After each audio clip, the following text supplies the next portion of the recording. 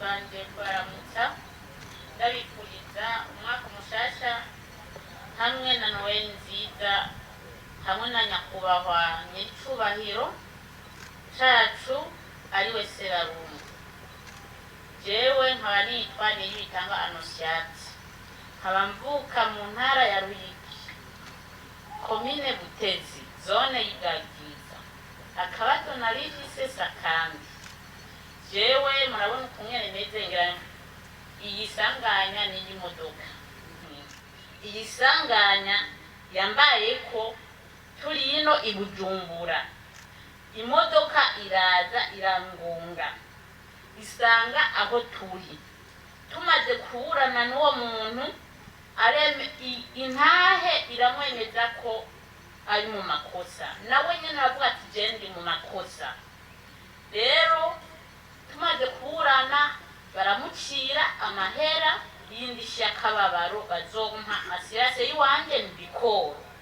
Ubu hageze yuko nza kuburana na Bikoro ko ndayishuza bakanka kunyitaba, kandi amahera ngahara arasimba. Je ndiyemeje ko mugasanga niko ndababeshye. Harageze yuko nditura imbere kuko ndazi ko nawe mubaza chef du protocole nyakubahwa Colonel Jire, ubwo rubanza araruzi, yararuzanye n'iwanyu ndaza kwitura kugira ngo mufashe. Ubu narege mu bitaro, mburirwa mu bitaro byinshi cyane kuko byaragoranya, habaguciye inshuro zirenga 5 baguma baguhimbura, amagrefage arimo ndatinda biranka nuko sura ku ishuri. Murabona ko ruguru seruwe ndiko ndaduga bikanka, amahera nari gukoresha ndiko ndiga cyangwa bene wacu naho kugira ngo bige baravuga ati reka tudeside tugurisha itongo tugira ngo tumukure mu bitaro, uyu turavuga ni mwene wacu. Barabyemera bose, baradesida, famille irakorana, bavuga ati twomuheba uyu n'umwana w'igihugu. Jewe uco nosaba, nashaka sabe nyakubahwa asabire abaze ikintu ayo mahera bari basavye ko bonyendaminiza kuko warejeje gucibwa. Ngiye kubishuza ndanumva mbaje nka secrétaire kandi nateje yama y'inimero zose ndazifisanye, akatambwira ngo si hari ubu yibereye mu ikonje. Haca swira inyuma nyakubahwa twajana n'uwo yampereje umukonseye akora muri presidence, twitwa natwawe ubonye ko hakwine muze yiwawe rande kandi ari ngaho mu biro binyigeje ngaho muri Bikoro. Ndasabye ngo musabire n'ukuri uhageze yaho mbura ico nkora.